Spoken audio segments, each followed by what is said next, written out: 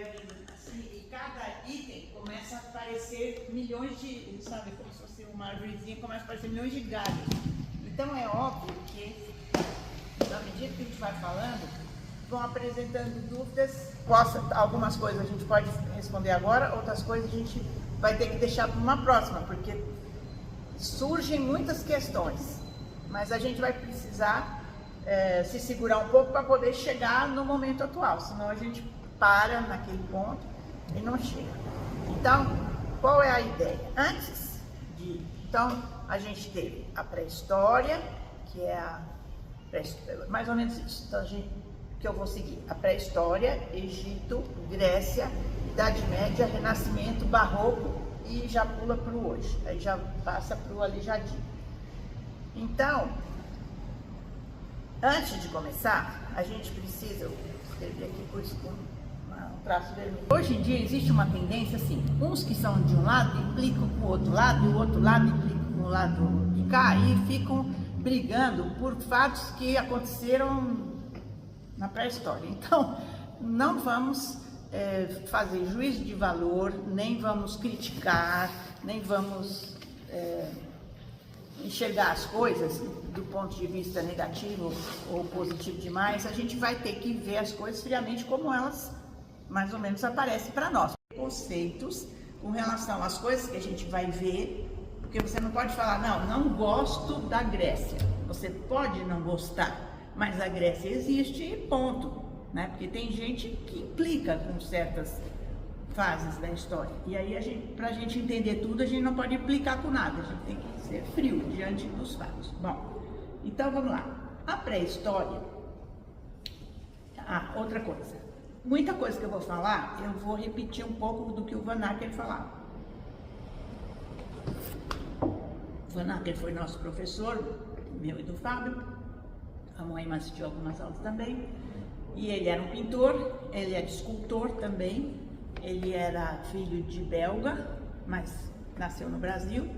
Mas ele tinha uma cultura assim que vinha da Europa, né? Dos belgas, dos holandeses, aquelas coisas lá.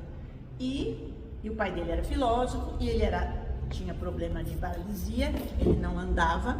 Então, e também hoje em dia a gente poderia classificá-lo numa das síndromes que existem hoje, né? Que as crianças hoje cada um tem uma síndrome. Então, se eu fosse hoje, ele ia no psicólogo e era uma síndrome de alguma coisa. Porque ele brigava com todo mundo na escola. Porque ele era muito esperto, muito inteligente. E ele estudava muito, porque como ele não conseguia andar, então ele estudava, que era a única coisa que ele podia fazer. E o pai dele era filósofo, tinha um monte de livro em casa, então ele começou a estudar. E aí ele ia para a escola e brigava com a escola. E foi por isso que ele nunca conseguiu se formar na Escola de Belas Artes. Então ele tinha uma teoria própria. E aí com o tempo passa, né, muitos anos, e nós vamos ter aula com ele, e ele passa para nós essa teoria dele sobre as coisas. Então muita coisa que a gente vê, que a gente fala, a gente vem das coisas que ele falava, né? Tem algumas coisas escritas que depois a gente pode passar para vocês. Tem algumas coisas que eram só faladas, né, como Sócrates, que só falou e não escreveu nada, e outros escreveram depois. Um dia a gente precisa escrever sobre ele. Bom, o que ele falava a respeito da pré-história? Então, vou mostrar para vocês. Quando eu sair aqui, para pegar, para mostrar. Antes, já desenhavam, moravam em cavernas e eles desenhavam nas paredes das cavernas. Aqui tem alguns exemplos. Depois, vou deixar os livros aí, se vocês quiserem ver, também tem uns bisons que eles desenhavam nas paredes. As pessoas não eram primitivas, que eles eram muito desenvolvidos pelo desenho que eles faziam. Então, pelo tipo de desenho que eles faziam, eles não eram primitivos. Era uma civilização muito desenvolvida, aquela que chama pré-história, e que muita gente chama de primitivos. Mas ele dizia que não, eles não eram primitivos, porque eles desenham e com muito detalhe. Ó, passa aí para vocês irem ver o que é primitivo. Que aí nós vamos ver as fases da história e vamos ver 3 conceitos importantes que o Van Acker fala, que são o primitivo, o clássico, primitivo, arcaico, clássico e barroco. Então, o que é o primitivo? Tem que trocar de óculos, desculpa, porque isso é de perto dele. Ou para outras pessoas também, que eu já ouvi isso falar. O homem primitivo é aquele que vive na natureza. O primitivo vive em relação à natureza. Mas ele tem muito medo desta mesma natureza. Aí, por exemplo, vai um raio, ele acha que é Deus que está falando com ele. Para ele, Deus e a natureza são mais ou menos a mesma coisa. Ele tem medo da natureza, tem medo do raio, ele tem medo do trovão, enfim, este é o homem primitivo. Ele vive nas cavernas e geralmente, aí é uma diferença. No Brasil, por exemplo, as pessoas que viviam nas cavernas, e a gente vê, eu não trouxe nenhum exemplo de pintura rupestre brasileira. As pinturas brasileiras que foram encontradas no Brasil nas cavernas são realmente primitivas. Qual é a diferença? As pinturas primitivas são meio geométricas, parece de sombra assim, elas são geométricasinhas. O homem, este homem aqui, que fez este ser humano, não é primitivo, porque ele fazia o animal inteiro. Enquanto que no Brasil, eu não, infelizmente, depois se eu achar eu mostro um dia, mas é fácil procurar pintura rupestre brasileira. Pintura rupestre que você vê nas cavernas do Brasil, as figurinhas são, assim, sabe, figurinha de sombra? Figurinha, quase de criança. Então são silhuetas assim, elas não têm volume como tem esses animais aqui. Porque tinha a questão mágica aqui, para esses tinha a questão mágica. Eles faziam o animal, porque eles queriam flechar o animal no desenho, para depois sair e caçar o animal. Tinha esse objetivo. E os nossos aqui também faziam a mesma coisa, só que é tudo um pouquinho diferente. Então, aí sim, no nosso caso, os nossos habitantes das cavernas eram primitivos. Então, o primitivo é esse, que os deuses são a natureza, tem medo das coisas, é tudo muito geométrico. Este é o povo primitivo. Depois existe um outro tipo de pessoa, outro tipo de civilização, que seria arcaica. O que é a civilização arcaica?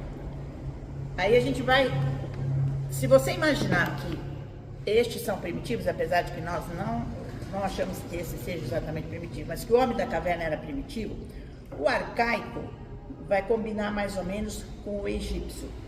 O que é o arcaico? O arcaico é aquele que, por exemplo, ele já tem alguma noção de geometria, de matemática. Ele já sabe que nem tudo é para ele ficar com medo. Ele não tem tanto medo da natureza, ele já domina um pouco. Deus para ele ainda tem muitos deuses e os deuses são elementos que ele busca ainda na natureza. E ainda tem um certo medinho das divindades. Então, o tipo arcaico, eles já são uma sociedade organizada, não é mais na caverna, mas eles ainda têm certos problemas. Então, por exemplo, a figura humana, não que eles não saibam fazer, porque eles têm técnica, olha, isso é uma figura que eles faziam, mas a figura humana, que na capa está vendo, ela era feita, a figura de frente e a cabeça de perfil, porque não era permitido para as pessoas representarem os seres humanos de frente. Podia fazer uma escultura de frente, mas esse era lá um faraó. As pessoas do mundo não podiam ser representadas dessa forma. E era uma regra. E eles também foram os que criaram uma das primeiras escritas, né? Tem antes deles, mas eles criaram uma escrita. Olha, aqui, tá chegando perto? Aqui é o faraó sentadinho aí, não. Você vê que ele tem um volume, ele sabe fazer, mas ele é meio durinho aí. Eles escolhiam, tinha o papiro, que eles faziam papel com o papiro e tal. Vai passando aí para você. Eles tinham medo e muito voltado para a morte. Então, o que era uma pirâmide? Basicamente, a pirâmide era um lugar para colocar o faraó quando ele morresse. E aí, lá dentro tinha todos os desenhos. Os desenhos, muitas vezes, era para mostrar para o faraó quem ele era. Ou aquele importante que tinha sido enterrado ali, quais eram o serviço, o que ele fazia na vida, tinha que pintar nas paredes. Também para que o Deus da morte, quando viesse buscá-lo, olhava lá e via quem ele era.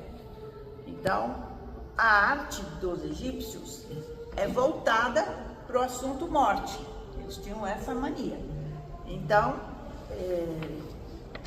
e eles obviamente não tinham, eram escravos, né? A maioria das pessoas eram escravos. Aí tem aquela história famosa que você já conhece, dos hebreus, que os antigos judeus que eram escravizados no Egito e que foram os que construíram as pirâmides. Criança, apesar que esse não é 100% permitido, mas ele é criança.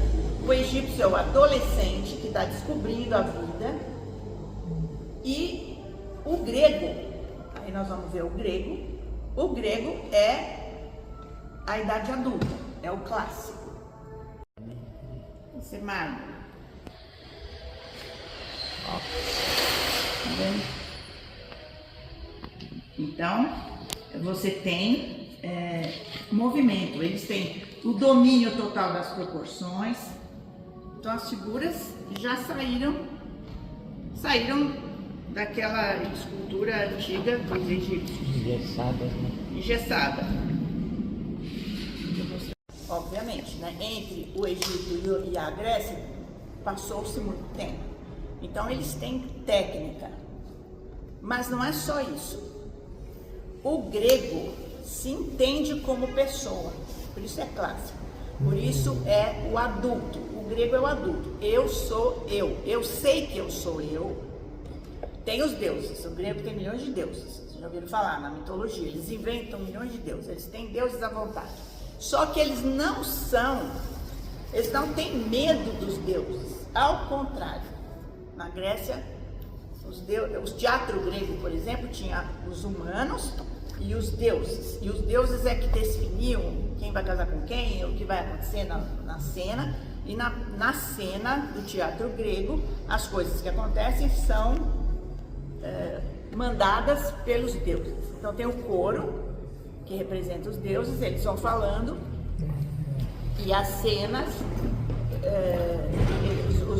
os deuses vão mandando, e os humanos vão obedecendo. Então se tem guerras, por que tem guerras no teatro grego? Porque os deuses mandaram, um deus brigou com o outro, porque os deuses gregos brigavam, mas isso tudo, da onde que vinha? Deles, eles inventavam isso tudo, o teatro eles que faziam. Então, os gregos, eles eram, o que a gente fala, humanistas. Por este motivo, que o Van Acker coloca o grego como o clássico. Então, o grego estabeleceu as proporções. Até em concurso de Miss se usa as medidas gregas. Eu acho que até hoje se usa. Porque, nós estávamos falando antes de começar, o homem grego, que é esse daqui, a escultura grega, ela tem o nariz, existem umas certas medidas. Isso aqui é desse tamanho desse, que é do tamanho desse. Enfim, tem uma série de medidas que, se alguém quiser desenhar, sabe, se a pessoa do desenho precisa seguir, pelo menos para começar, tem uma série de equações de medidas no corpo humano. Isso tudo vem da Grécia. Então, as esculturas gregas, mais ou menos, elas têm um pouco mais ou menos a mesma cara, porque elas são feitas do mesmo jeito. E na Grécia, na escultura, todo mundo é lindo, né? Não tem uma Vênus meio torta, ou barrigudinha, ou gorda demais, ou magérrima. Não existe. Toda Vênus é perfeita, né? Tem o corpo perfeito, não tem nenhuma imperfeição. E os homens, então, esses jogadores, essas pessoas, atletas, eles dizem que eles eram mesmo perfeitos, mas a escultura é perfeita. Agora, só um entre parênteses, quando teve a Olimpíada na Grécia, eu prestei atenção nisso. E realmente, os gregos são lindos. Filósofo, não tinha filosofia antes da Grécia. Não, imagina se o egípcio ia se reunir numa praça para discutir política. De jeito nenhum, o faraó mandava matar, né? Ele não podia. E nem tinha essa intenção. Na Grécia, não. Na Grécia não tem faraó, não tem o rei, não tem a corte. Tem os famosos, os filósofos, as pessoas que eram os sábios, né? Aquele pessoal lá que se reunia para conversar na água e tal. E aí eles é que mandavam nos outros, né? E tinha escravos também naquele tempo. O grego, quando... Bem, você historiadora pode dizer que estou errado. Quando nascia uma criança que ele não estava achando bem, eles jogado montanha abaixo. Então, eles eliminavam aqueles que não eram lindos. Então, eles eram todos bonitos. E conversavam, discutiam. Então, eles são, assim, os criadores do humanismo. Então, na arte, a arte grega é essa arte aqui, né, que já você, bom, enfim, se quiser dar uma espiadinha, a arte feita com esses detalhes e com esses invade a Grécia, toma conta do poder grego, toma conta de o romano ele não tem a sabedoria que o grego tem, mas a cultura dele é que o outro vai fazer o que ele quer. Então Roma faz a mesma coisa que a Grécia, só que aí mudando nesse ponto, quer dizer, Roma faz a figura romana é uma figura mais parecida com a realidade. Não tem mais tanto aquela beleza de todas as pessoas iguais. Mas o período helenístico, que é o final da Grécia, que já estava conquistada, muitas partes já estavam conquistadas, é o período das esculturas mais maravilhosas. Entre elas a Vitória de Samothrace, que está por aí, que daqui a pouco eu vou achar ela, que a gente já viu ela hoje. E é um período, assim, fantástico. Quer dizer, o grego estava sendo dominado, ele estava perdendo as batalhas e ele estava fazendo as melhores esculturas da história dele. Então, e aí ele domina o romano. Aí o romano vai ter coisas que ele vai apresentar para a sociedade, que são o direito romano. O romano vai fazer estrada, coisas que o grego não sabia muito bem, faz o correio, assim, essa parte que ele queria dominar. A Vitória de Samothrace, vocês já devem conhecer. Essa eu acho, uma das esculturas gregas mais importantes, mais bonitas. Mas o romano, ele queria o poder. Então, num momento de decadência, porque eles copiaram dos gregos e colocaram as coisas deles e tal, mas também em Roma tinha muita baderna, né? Então, começa a entrar num período de decadência. Tanto que tem a célebre história do Nero, que taca fogo em Roma, fica olhando, acha bonito, coisas horríveis que os romanos faziam. Então, o que acontece? Eles estavam nesse período de decadência, nesse período de perseguição aos cristãos, porque o cristianismo nasce dentro do Império Romano, e aí o que acontece? Logo em seguida dos romanos, quando os cristãos começam a aparecer, os primeiros eles vão lá para o circo romano tal, e eles matam aquelas coisas que a gente não é bom fazer para falar para de criança, mas enfim, os romanos fazem essas maldades todas, e aí o que acontece? O que sobrou, e com isso os romanos se perdem e o Império Romano do Ocidente cai. Aí entra outra civilização que vai construir a Idade Média. Essa outra civilização, o Império Romano do Oriente, fica lá, até hoje meio parecido com o antigamente. Por isso que tem os ortodoxos, aquela turma lá do Oriente que ainda está lá no Império Romano. Mas o Império Romano do Ocidente vai cair, outros povos vão entrar, que são chamados bárbaros. Esses povos bárbaros eram fortes, saudáveis e guerreiros.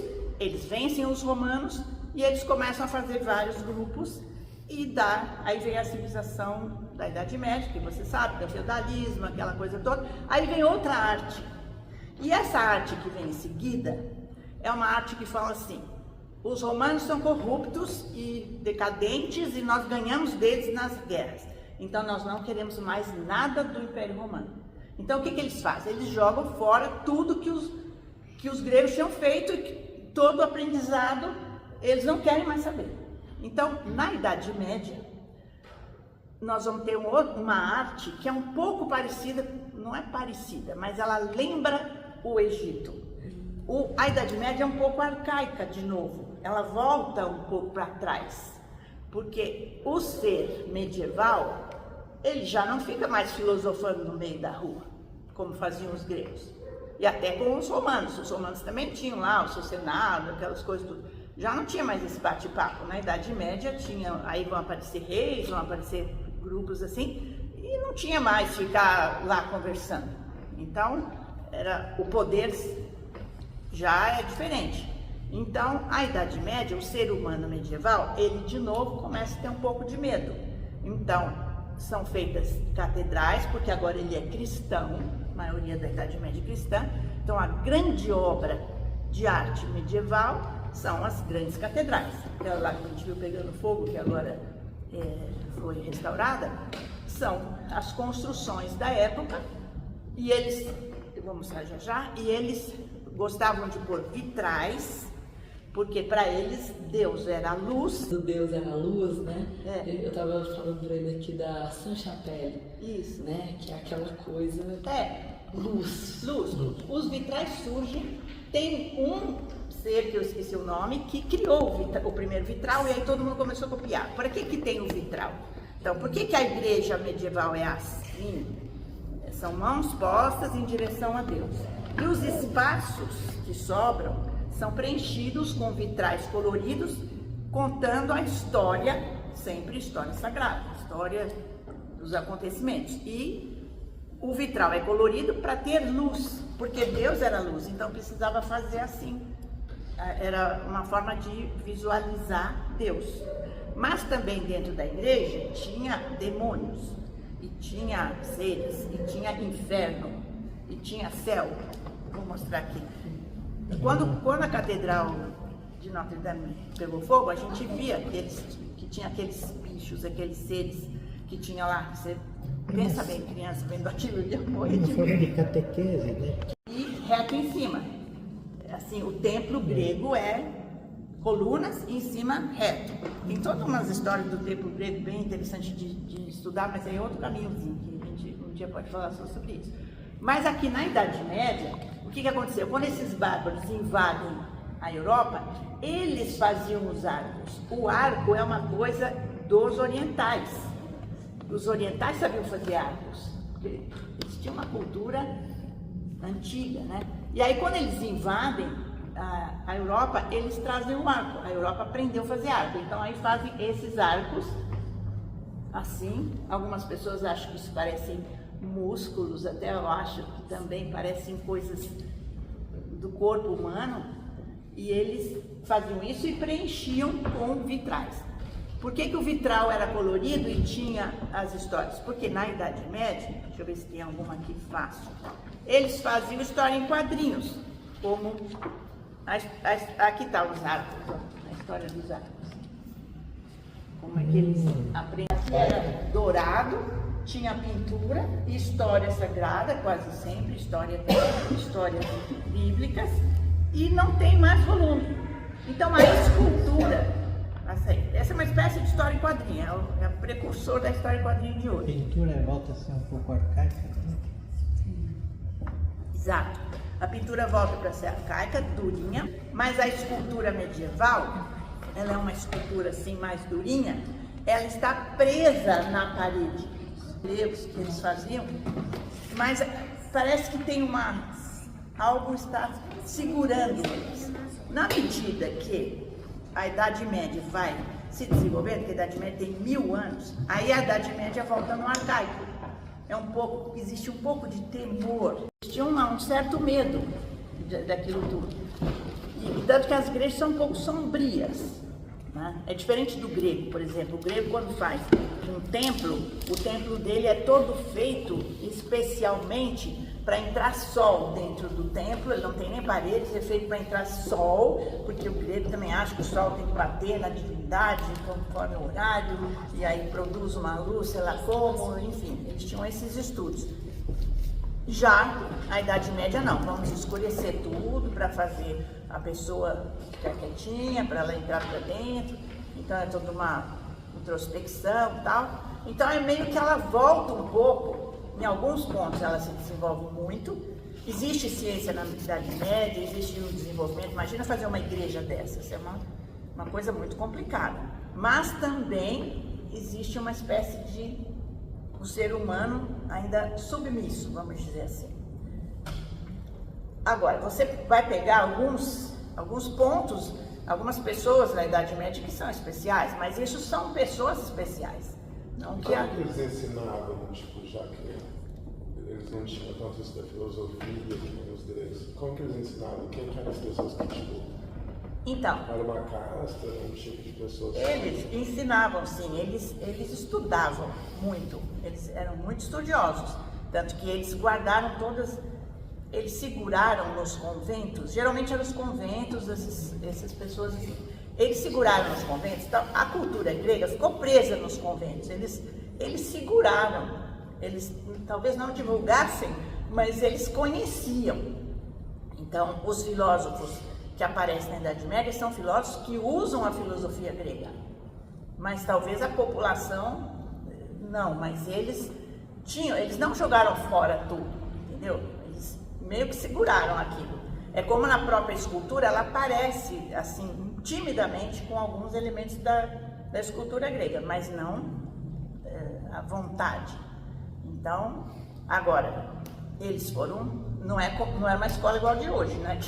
Que aprende tudo, porque você tem que imaginar que eles estão saindo de um momento onde o Império Romano tinha destruído muito eles, e os bárbaros que tinham invadido a Europa eram pessoas que tinham outras culturas diferentes. Eles se convertem, a maioria deles, né, se converte ao cristianismo, e aí, no começo, por exemplo, do cristianismo, eles ficavam escondidos nas catacumbas, que eram os lugares onde enterravam os mortos, eles ficavam escondidos lá, e lá tem muita pintura nessas catacumbas. Eu não estou vendo nenhum exemplo aqui, mas se você for procurar, e eles pintavam nas paredes. Aí que começa, no fim do Império Romano, depois que veio o cristianismo, começa a pintura mural, porque o grego não pintava na parede, o romano começa a pintar na parede. O grego não pintava muito, o grego fazia escultura, e não pintava muito. O romano, no fim do Império Romano, começa a aparecer murais, assim, eles tinham umas técnicas lá de fazer mural. E durante as catacumbas, os cristãos escondidos embaixo da terra, quem vai para a Europa visita esses lugares, né? Eu é que não quero visitar, mas enfim, há quem vá, aqui não sei se você já foi. E aí lá vê os cristãos faziam os desenhos. Mas aí os desenhos nessa época eram basicamente histórias de Cristo, essas histórias religiosas, que eram as pinturas daquele tempo. Bom, aí a Idade Média vai se desenvolvendo e no final, né, aí primeiro, bom, você já deve estudar na história da escola, você aí a gente tem que fazer isso com mais calma. Que no começo da Idade Média você tem o sistema feudal, depois começa a ter os burgos, onde os burgueses se reúnem para começar a fazer comércio, então sai daquele sistema feudal, vai mais para o comércio, aí vem a Revolução Comercial, o dinheiro, começa a aparecer, aí as pessoas começam a ir mais nas cidades, então aí começa a haver uma mudança de mentalidade. Então quando isso começa a ver, aí a Idade Média começa a relaxar um pouco e a figura começa a aparecer. Daí a gente entra no Renascimento. Então, o que acontece no Renascimento? A ciência que estava durante a Idade Média escondida, então tem gente que fala que a Idade Média é a Idade das Trevas, que não sei o que lá, não é a Idade das Trevas, é que estava tudo escondido. As pessoas faziam experiências científicas dentro dos conventos. Então, a Moema teve lá em Portugal, num lugar lá onde as freiras, uma mulher que quisesse fazer ciência naquela época tinha que ir para o convento, senão achavam que ela era feiticeira, queimavam na fogueira. Então, a ciência fica resguardada dentro dos conventos. E o que vai acontecer no Renascimento? Começa a sair isso começa a aparecer. Então, a ciência aparece na Renascença porque já tinha antes. Aí você vai... beneditino, né? Muitos desses padres, esses caras que eles também tiveram uma providência de esconder. Quando houve as invasões bárbaras no início, que os caras vinham derrubando, destruindo tudo, eles guardaram as coisas. E depois que esses bárbaros se convertem ou se acostumam com uma vida nova, e aí vem a Idade Média vai se desenvolvendo, aí vem a cidade, etc e tal, aí eles já não vão mais fazer arruaça, nem vão destruir mais nada, e esses bárbaros também se unem com as pessoas, os bárbaros casam com mulheres da Europa, ou ao contrário também, enfim, os casamentos, e aí como já misturou todo mundo, aí já não tem mais bárbaro, as pessoas já estão uma nova civilização, aí a ciência começa a se desenvolver, aquilo que estava escondido começa a aparecer. Então você tem o que é o renascimento? Nessa hora que começam a aparecer as coisas, você vai ter um Michelangelo que fala assim, eu sou cristão, né? Inclusive ele trabalhava para a igreja, eu sou cristão, mas eu gosto dos gregos. Então ele pega dos gregos. Ele vai na Grécia e pega as esculturas gregas e começa a imitar os gregos.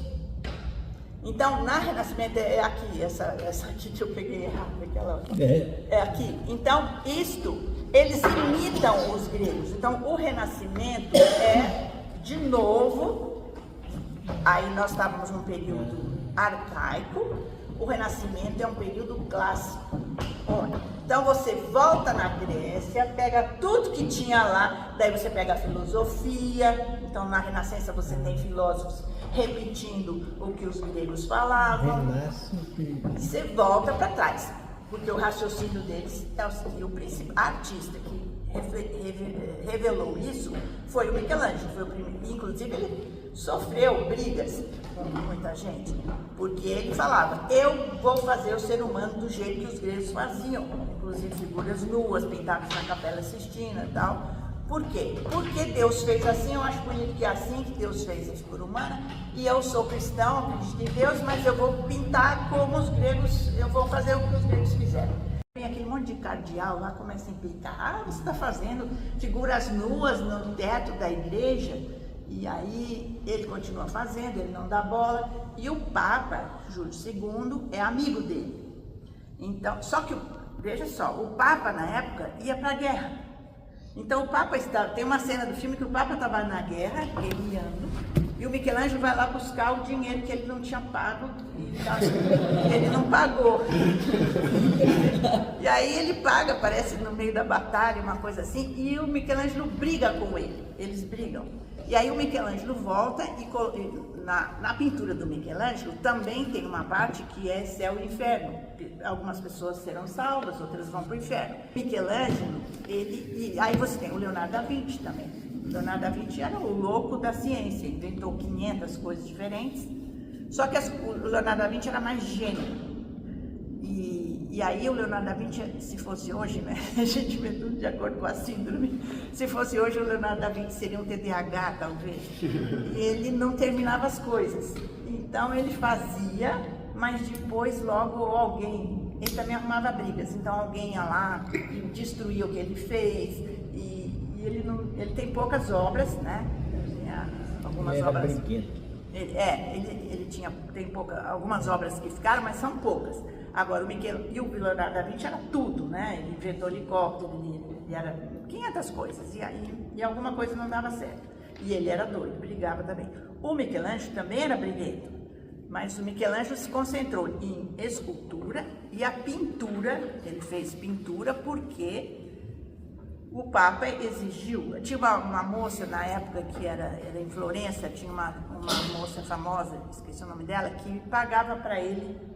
O Papa pagava e essa também, ela protegia ele. Florença, os ricos da época, e eles pagavam, eles mantinham o Michelangelo, pagavam para ele pintar.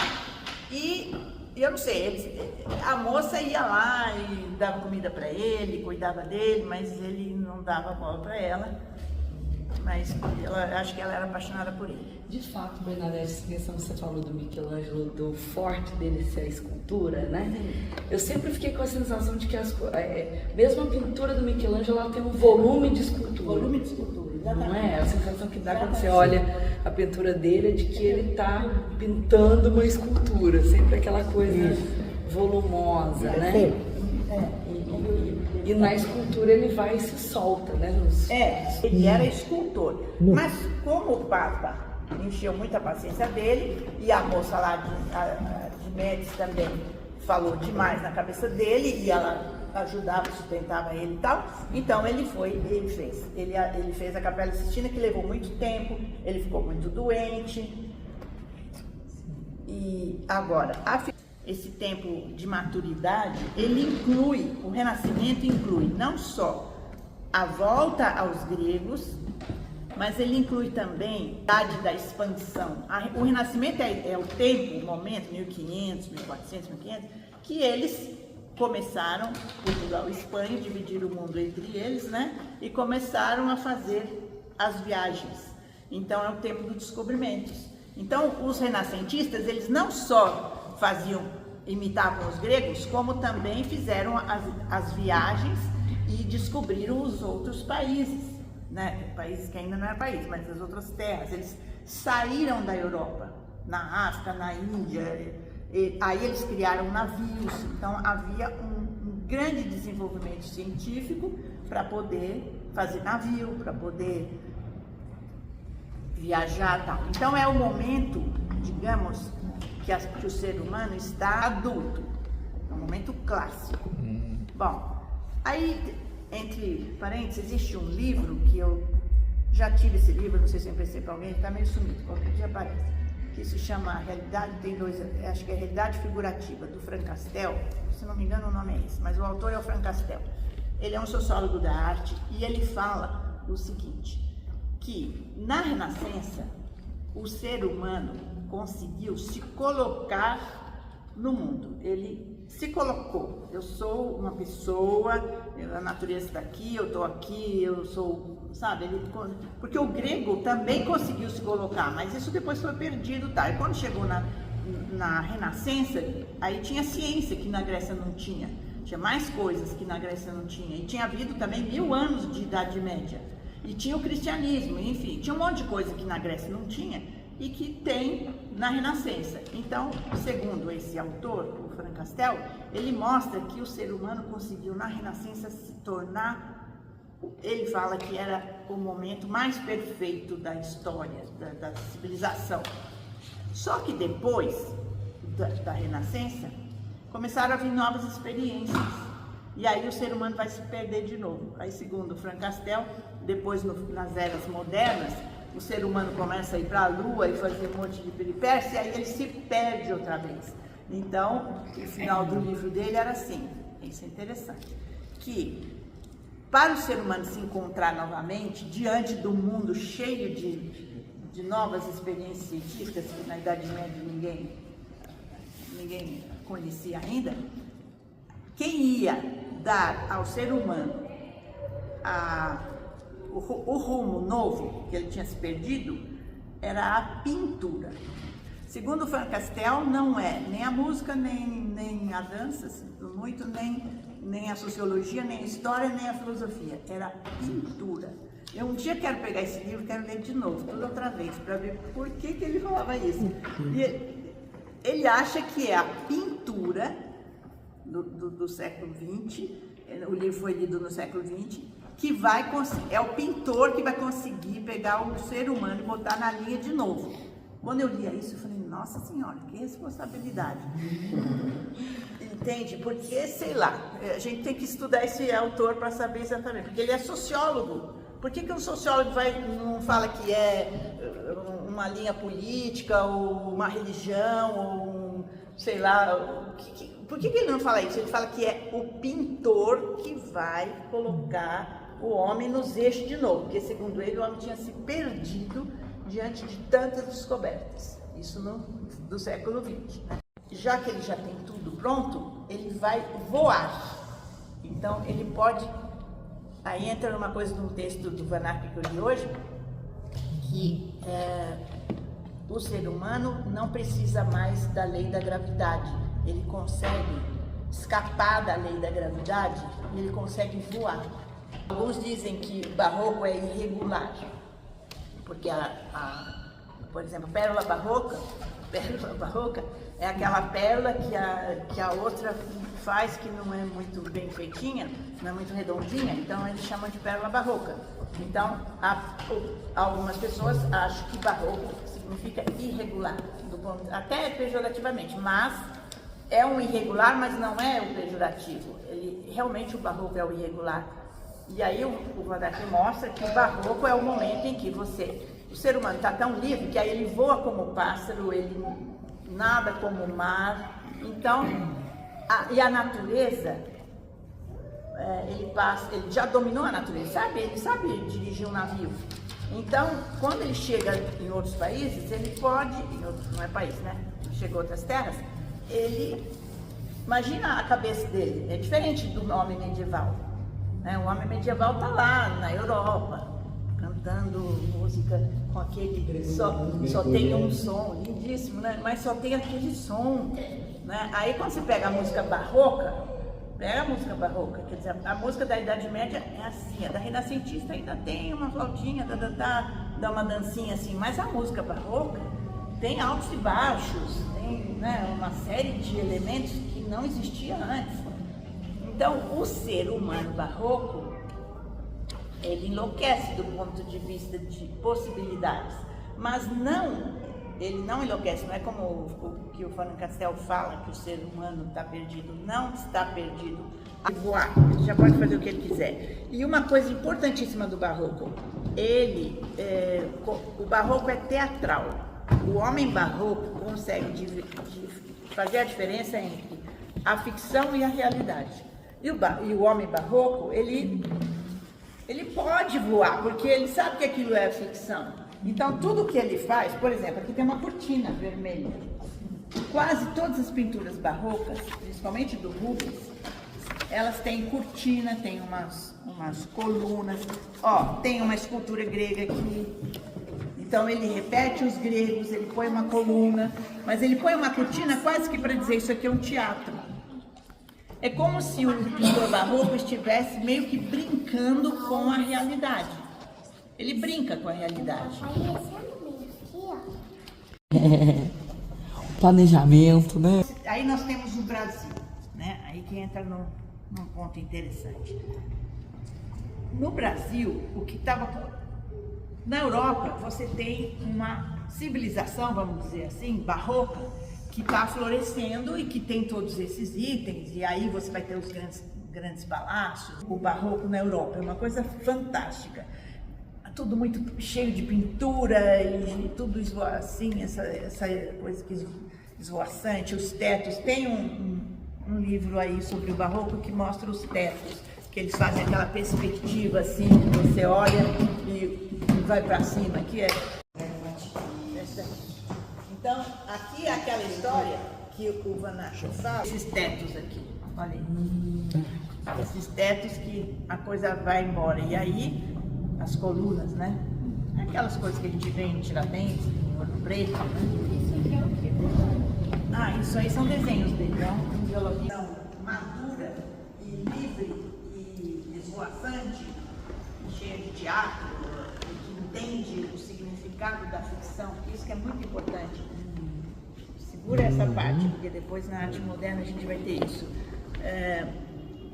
E aí o que acontece? Com as navegações, eles trazem isso para o Brasil. Então, aí vem esse aqui do Aleijadinho. Então, o que você vai encontrar? Você vai pegar a civilização no seu auge, inclusive tecnicamente, o barroco, seja nas esculturas que a gente viu aí e tudo, ele é mais do que os gregos, porque ele tem a técnica dos gregos, mas ele vai além. Então, quando você pega aquilo que foi feito de melhor na história, e traz para um país, não é país, eu sempre falo país, mas uma terra que não tem nada, ou que não conheciam nada, mal sabiam escrever, tanto que os jesuítas começam a ensinar a escrever e tal. E essas pessoas entram em contato, entram em contato com essa arte que é o máximo da erudição europeia.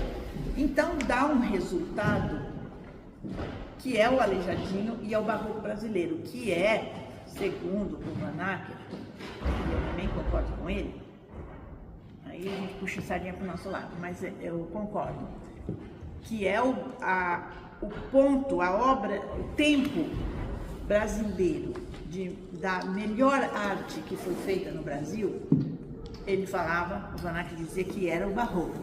E eu também concordo. E o barroco brasileiro é diferente do barroco do mundo. Então, a gente tem aqui, ó, em Portugal tem essa igreja aqui. E isso o Aleijadinho copia aqui em Congonhas do Campo. Está aqui também. As fotos não estão muito boas, mas ele copia essa igreja de Congonhas do Campo, a Igreja dos Profetas, é uma cópia dessa. Quer passando aí para vocês verem? Essa aqui existe em Portugal, só que lá em Portugal tem uma porção de caminhos assim. É, uma porção de caminhos. O Aleijadinho simplifica. Eu tenho um livro lá em América só sobre isso. Então, vamos dizer, se lá tinha milhões de escadinhas, o Aleijadinho faz uma escadinha só. Mas ele pega o exemplo de lá. Eu não sei bem como ele estudava esses exemplos, se isso não tinha foto na época. Vinha então, as plantas de navio. Vinha as plantas, pode ser, que alguém já trazia, olha, agora você vai Ele comprava fazer, as plantas de navio. você vai fazer o que nós queremos que você faça e trazia o desenho pronto para ele ver, não sei. O fato é que, o que ele fez, o Aleijadinho? Ele simplifica aquela maravilha que ele recebe. O Aleijadinho e outros, que tinha muita gente na época que fazia essas coisas. Então, desde a Bahia, no Nordeste, em vários outros lugares, até chegar em Minas. Só que quando chega em Minas, quer dizer, o Aleijadinho está em Minas. Quando chega em Minas, você vai ter o Michelangelo brasileiro, é o Aleijadinho. E aí ele faz escultura, ele não gosta de pintar também, aí tem o Ataíde que pintava as esculturas dele. E é mestre ele fazia de o que obras. você fazia também? Mestre de obras, né? Ele era mestre de obras. O Aleijadinho era arquiteto. Arquiteto. Eu não sei se ele era arquiteto ou... Mas não tinha esse problema de ter acho o que ele diploma. não tinha diploma. Não precisava Não sei, ter. o pai do Aleijadinho era um arquiteto famoso. famoso. Na época, Ouro Preto, aquelas cidades, eram riquíssimas, porque tinha ouro, né? Então, aqui nós tínhamos ouro. Então, tinha as tais das procissões famosas e tal. Inclusive, há quem diga que eles viajavam para a Europa e tal. Então, havia uma civilização bastante rica ali, de possibilidades. E o pai do Aleijadinho era um arquiteto. Então, ele já pôs o Aleijadinho dentro das obras dele. E o Aleijadinho, então, ele desenha algumas igrejas. Tem igreja que ele fez inteirinha só dele, foi ele que fez tudo, que é a igreja de São João del Rei, né? São Francisco São João del Rei foi a obra do Aleijadinho inteira, né? Que é uma coisa de louco. Que é a barca de Pedro aqui. Que você tem, que o telhado é a barca do navio ao contrário. Porque os marceneiros eram marceneiros de navios, então eles chegaram aqui e foram fazer igrejas, então eles fizeram os telhados como se fosse ao contrário do navio. Então o meu desenho mostra isso, que o telhado faz assim, e em São João del Rei você vê isso nos telhados. E eu tive uma experiência interessante, que quando eu fui a primeira vez, antes de eu conhecer São João del Rei, o primeiro dia que eu fui lá, você chega assim, é uma cidade comum, cheia de trânsito e tal, aí tinha que subir uma ladeira, de repente eu entrei numa ladeira assim, e vi, de repente eu vi a igreja, e eu vi por cima, sabe, a gente vai naquelas laterais, e de repente eu dei de cara com vendo por cima a igreja assim mais abaixo. E eu levei um susto, porque eu sabia que aquilo existia, mas eu nunca tinha visto de perto, a emoção de ver aquilo, porque realmente aquela igreja de São Francisco, né? Aquela igreja, eu não sei se existe no mundo outras coisas que são tão bonitas quanto aquilo, entende? Agora, pode ser que existam muitas outras coisas diferentes e tal, mas o que o Aleijadinho faz, não só ele, né? A turma lá, que tinha muitos, né? Eles simplificam aquele luxo que tinha na Europa. Então, é interessante você ver que, inclusive, enquanto na Europa a coisa já estava meio mal, porque os reis é que faziam o barroco, e aí os reis já estavam mais para lá do que para cá, então já tem, daqui a pouco vai ter Revolução Francesa, ou já teve, mais ou menos nessa época, então eles vão ser tirados do poder, e aí vem Napoleão já estragando tudo, mas entre nós, né, mas enfim, colocando um outro... É o neoclássico. Aí o Napoleão fala, chega de barroco, não quero mais, eu vou fazer neoclássico. Ele, aqui no Brasil também, a missão francesa fez mais ou menos isso, mas Vamos lá.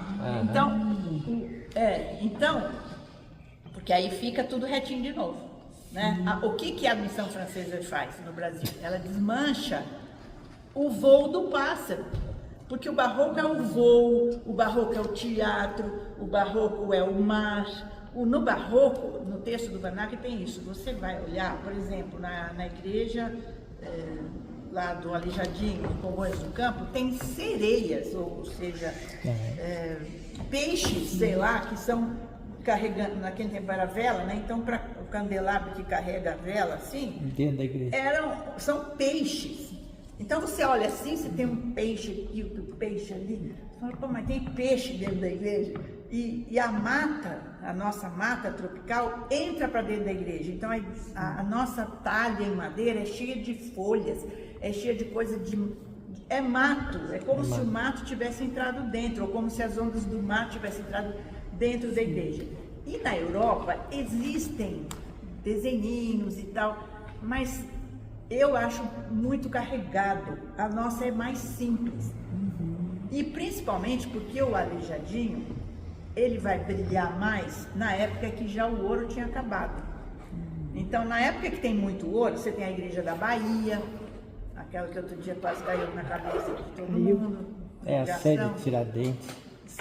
Você tem e a igreja Santo Antônio de Tiradentes, que é muito cheia de ouro. Nossas capelas, as nossas igrejas barrocas, em Minas principalmente, eu também não conheço por aí para falar, mas as que eu conheço de Minas, é como se elas fossem o irmão pobre, entendeu? Elas são igrejinhas pobres, sabe? Então, a gente agora está pobre, então o que a gente vai fazer? Então, por exemplo, aí veio o estilo rococó, que já estava brilhando na Europa, que é menos rebuscado, que tem mais detalhezinhos, mas muitos espaços em branco, mais rústico. A igreja é menor, ela não é tão grande, mas o enfeite, já que não temos aquele ouro que a Europa tem, já que não temos aquela beleza, nós vamos fazer outra beleza, que é a precisão da talha, né? Então você tem coisas fantásticas, preenche com florzinha, com uma anjinho, com não sei o quê. E aí eu não sei se eu falo uma coisa. Em Tiradentes tem isso que você falou da talha, que eu acho mais bonita do que a série, que é que tem pouco ouro. Tem pouco ouro, mas você entra na igreja, parece que você está entrando no paraíso. Ela é mais espiritual do que a dos poderosos lá em cima. Bom, questão sentimental. Dizem, né? Verdade. Usavam esse ouro para pôr nessa igreja menor. Mas isso é uma coisa que dizem, mas eu também já ouvi falar que não era nada disso, que os patrões sabiam que eles estavam fazendo uma igreja para eles. Então era liberado que eles puderam construir a igreja deles. E o fato é que lá em Tiradentes você tem uma igreja cheia de ouro e uma outra igreja menorzinha, muito aconchegante e que tem pouco ouro, mas é maravilhosa. É essa daí. Sabe um negócio que eu achei interessante? Um subestilo, talvez entre o barroco e o renascimento, que se vê muito na Itália, que foi algo que assim, a mim me causou uma sensação assim, de esteticamente ambígua, assim, né?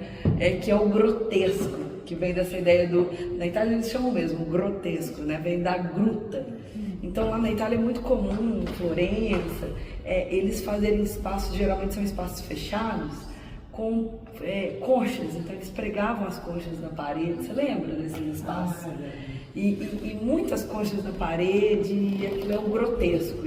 Em algum momento ali, entre esse barroco e o renascimento, foi moda fazer coisas grotescas. Assim, teria sido depois do renascimento, antes do barroco? É o que eles chamam um pouco do maneirismo, que foi aquele período ali entre que eles ainda estavam achando um pouco a moda onde pegar, né?